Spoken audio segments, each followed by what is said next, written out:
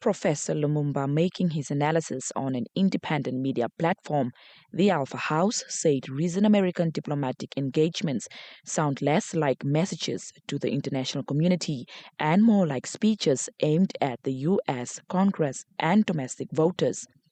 According to him, this has resulted in what he describes as a split personality in American global conduct. Lumumba argues that this unresolved tension has produced an inconsistent foreign policy approach, one that blends economic diplomacy with coercion and military threats.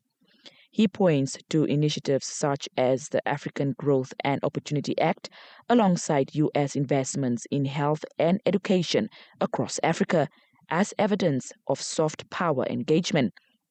Yet, at the same time, he cites Washington's confrontational stance towards Venezuela as an example of what he calls gunboat diplomacy. There's always been an appetite for regime change, not only with Maduro, but even with Hugo Chavez, because Hugo Chavez was seen to be pro-Cuba at one time.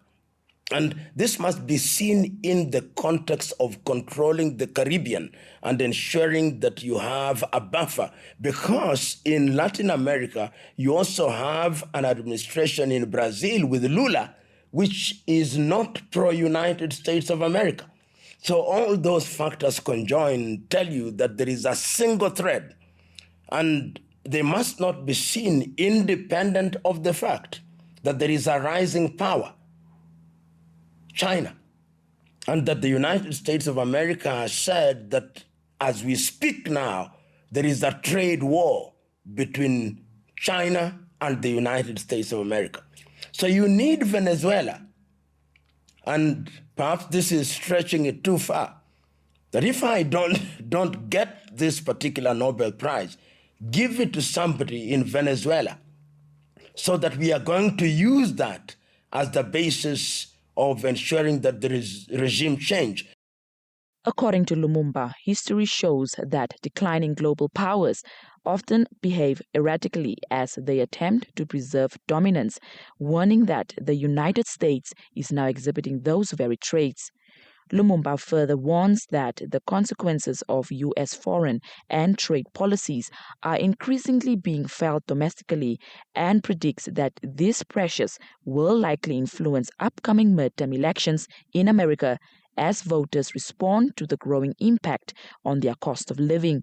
He said despite claims of promoting democracy and stability, the U.S. pressure on Venezuela reflects a strategic interest in control over one of the world's largest proven oil reserves.